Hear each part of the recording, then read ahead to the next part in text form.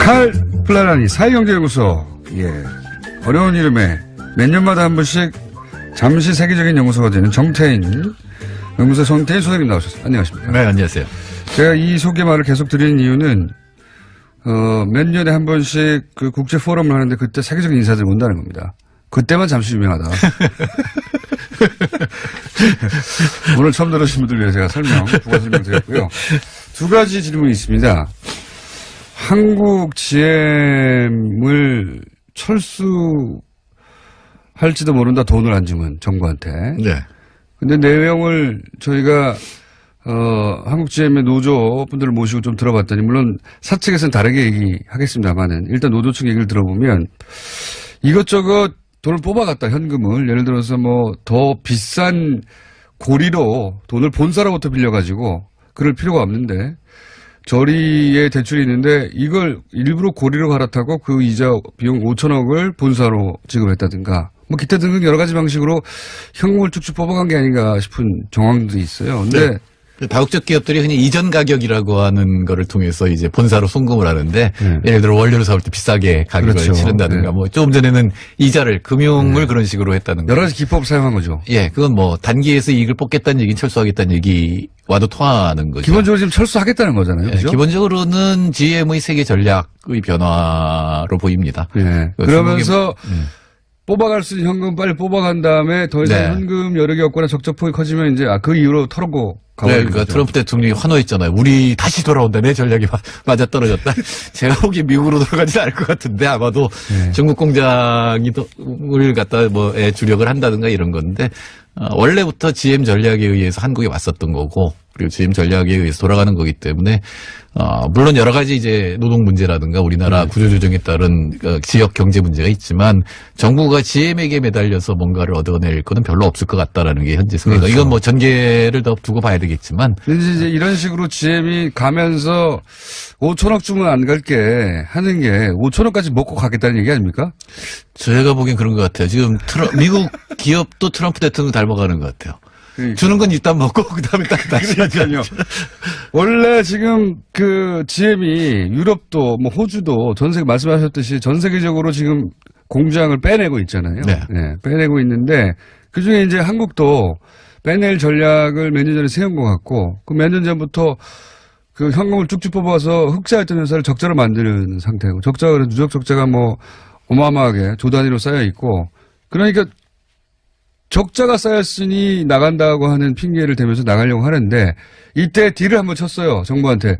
5천억 주면 안 가지 이렇게 딜을 쳤는데 5천억까지 먹고 가야지 이런 얘기 아니냐. 네. 그죠? 그렇게 현재로서 보여집니다. 근데 이제 두고 봐야 되겠지만 이게 고민이 됩니다. 정부 입장에서 이게 고민이 될 거라고 저는 예상이 되는데 뻔한데 전략은 다른 나라에서 다 그랬으니까 뻔한데 이게 우리 입장에서 먹튀인데 그렇다고 그냥 가라 해버리면 거기 일자리 문제가 생기고, 그 다음에 이제 그 정치적 부담도 되고, 정부 입장에서는 우리야, 그렇게 보내라고 하지만, 정부 입장에서는 사실 그게 어려운 결정이잖아요. 이거 보통 어떻게 해결하는 게 좋습니까? 지금 전체로 보면 GM 전략에 의해서 이동하는 것 같다고 보여지지만, 뭐, 구체적인 건 봐야 되겠죠. GM이 있을 이유도 있는데, 그렇게 오래 있을 것 같지는 않다 있는다고 하더라도, 그렇다면은 우리나라 전체 자동차 산업이나 수출 뭐 이런 부분을 다 고려해서 결정을 해야 되는 거니까, 그렇게 쉽지는 않습니다. 그러나 확실한 거는 GM을 어떻게든 붙잡겠다. 이거는 그렇게 좋은 전략은 아닌 것 같다. 그러니까 계속 끌려다니는 건 아닌 것 같다. 이런 생각이 들고요. 또 우리나라가 외환위기 때도 자동차 숫자를 줄였잖아요. 근데 지금 이제 현대 기아의 점유율이 너무 커져 버렸는데 이게 또 통합을 했기 때문에 그래서 이게 또 없어지면은 그 부분도 독점 문제도 좀 생각을 해야 될 것 같고. 국내 기업이 뭐 단독 혹은 컨소시엄으로 인수하는 건 어떨까요? 모르겠습니다. 삼성은 여전히 자동차에 미련이 있습니다. 삼성이 예, 근데 그게 될지는 잘 모르겠습니다. 그건 뭐 이건 굉장히 복잡한 문제이기 때문에 쉽게 결정할 수 있는. 예, 그런 거죠. 근데 이제 그러다 보니까 오히려 시간을 안 주고 뭐 한 달 이내에 빨리 결정해라. 안 그러면 우리 간다. 뭐 이런 식으로 나오고 있단 말이죠. 그런 그 전략을 세우고 계획을 세우고 뭐 협상을 국내적으로 하고 이런 식을 안 주려고 하는 것 같아요. 전략 자체가 보니까. 그런 거겠죠? 네, 이거 다음 주에 한번 보자. 앞으로도 이건 좀 오래 될 것 같아요. 네, 예. 요사는 감정적으로는 꺼져 하고 싶어도 그렇게 쉬운 문제는 아니다. 예. 네, 무엇보다도 지역 경제하고 노동자들이 걸려 있으니까 이 부분에 대한 대책을 만들고 해야 되겠죠.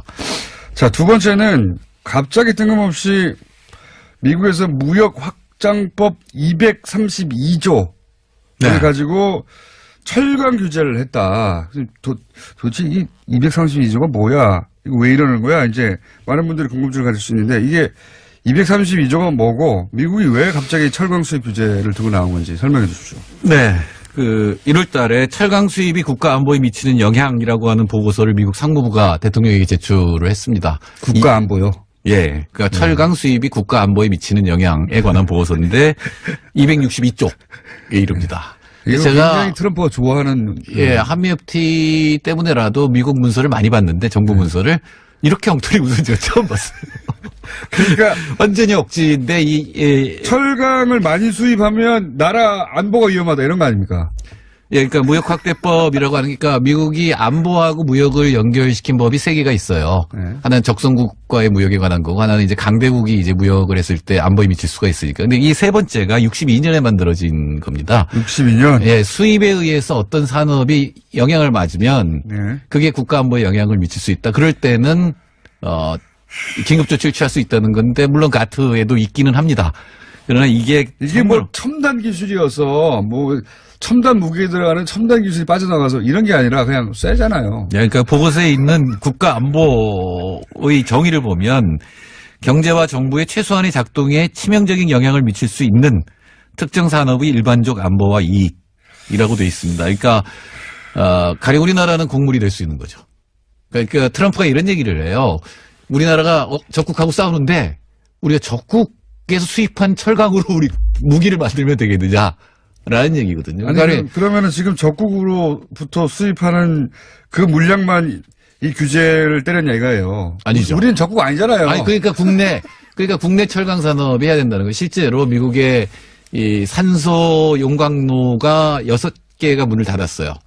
그리고 4개가 이제 아이들 상태라고 실업 상태가 가동률이 떨어져 있는 상태가 돼 있는데 이 부분을 다시 살려서 그래서 미국의 군수산업에 쓰이는 철강은 다 미국이 생산하겠다라는 얘기죠. 그러니까 미국 최우선주의 그리고 미국의 이런 그 기초산업도 살리겠다 한 공약 트럼프 계속 주장해왔던 그리고 그러니까 결국은 그 오대강 주변에 러스트벨트 노동자들의 표를 얻는 것이고 특히 미국 철강 노동자 노조가 환영 성명을 냈어요. 그러니까 이게 그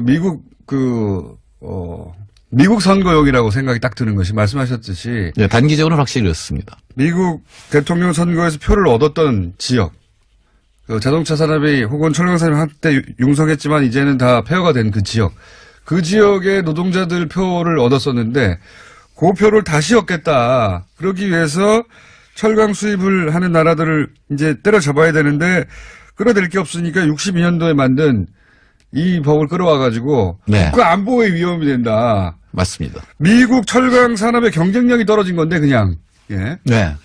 자기들 산업 경쟁력이 떨어진 건데 끌어댈 게 없으니까 지금 쇠를 수입하면은 국가 안보가 위험하다는 억지 논리를 끌어다 붙인 것 같다. 그러니까 지금 미국 철강 산업의 가동률이 73% 정도인데 목표가 80%를 올리는 거예요. 그래서 지금 역산을 했어요, 다. 거꾸로. 네, 80%를 맞추기 위해서는 관세율로만 하면 25% 다 때리면 돼요. 그다음에 쿼타를 하면은 2016년 물량의 63%까지만 수입을 하면 돼요.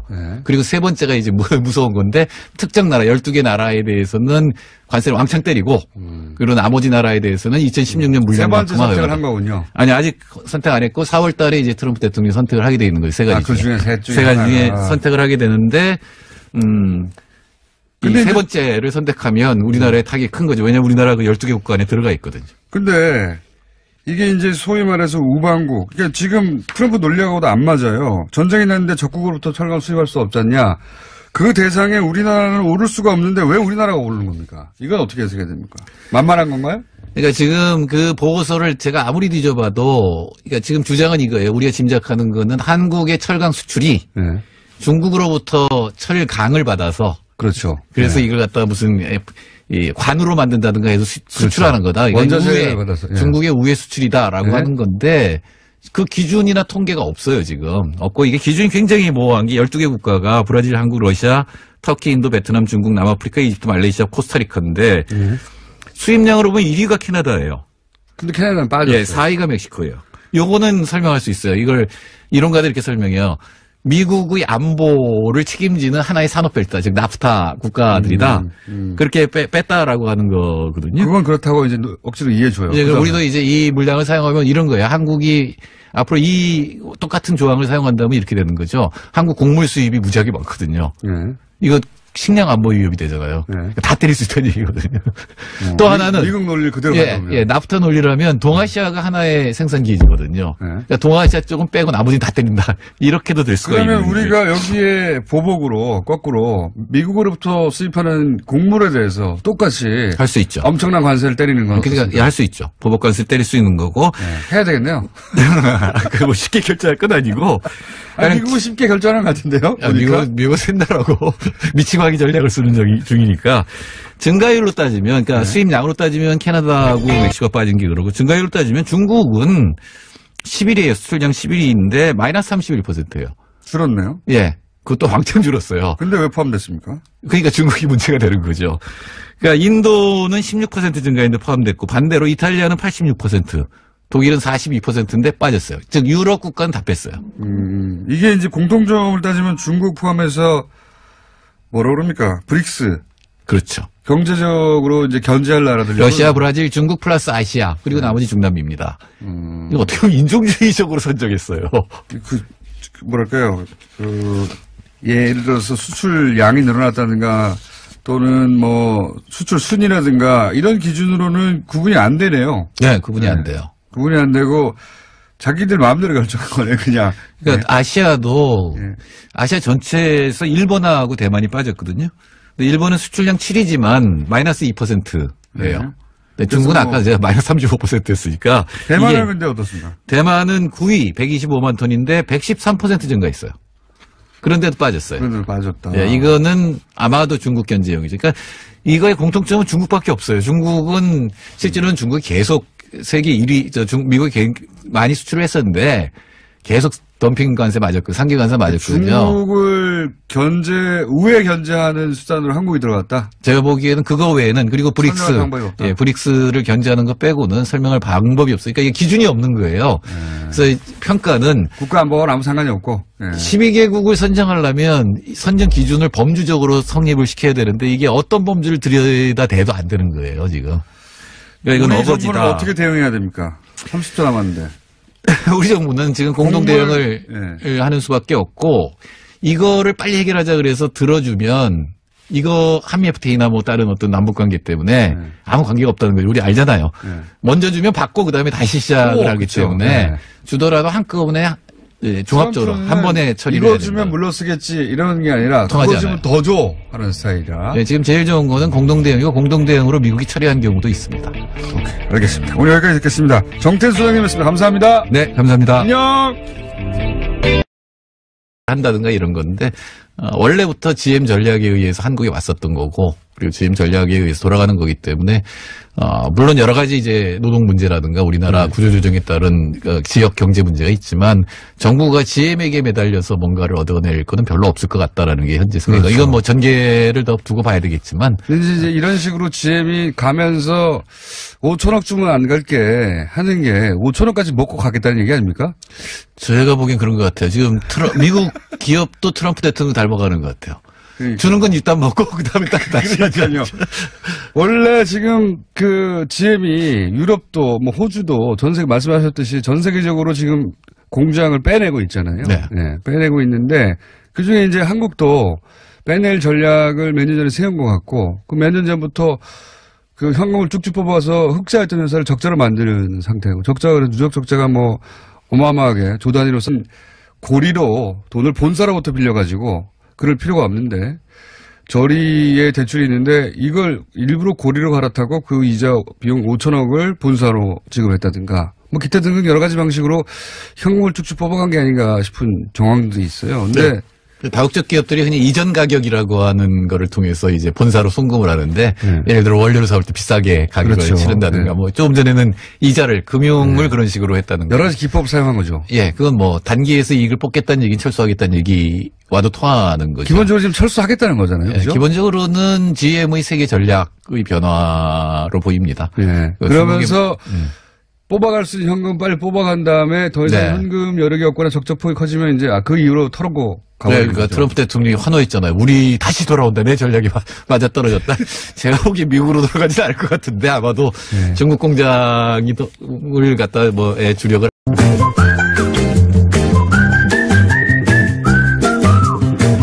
칼 플라라니 사회경제연구소. 예. 어려운 이름에 몇 년마다 한 번씩 잠시 세계적인 연구소가 되는 정태인 연구소 정태인 소장님 나오셨어요. 안녕하십니까? 네, 안녕하세요. 제가 이 소개말을 계속 드리는 이유는 몇 년에 한 번씩 그 국제 포럼을 하는데 그때 세계적인 인사들이 온다는 겁니다. 그때만 잠시 유명하다. 오늘 처음 들으신 분들 위해 제가 두 가지 설명 드렸고요. 두 가지 질문이 있습니다. 한국 GM을 철수할지도 모른다, 돈을 안 주면 정부한테. 네.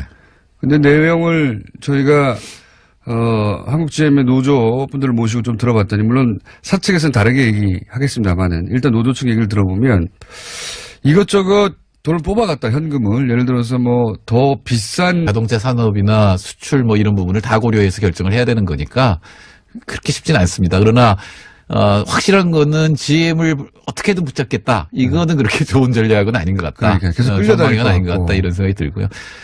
또 우리나라가 외환위기 때도 자동차 숫자를 줄였잖아요. 근데 지금 이제 현대 기아의 점유율이 너무 커져 버렸는데 이게 또 통합을 했기 때문에 그래서 이게 또 없어지면은 그 부분도 독점 문제도 좀 생각을 해야 될 것 같고.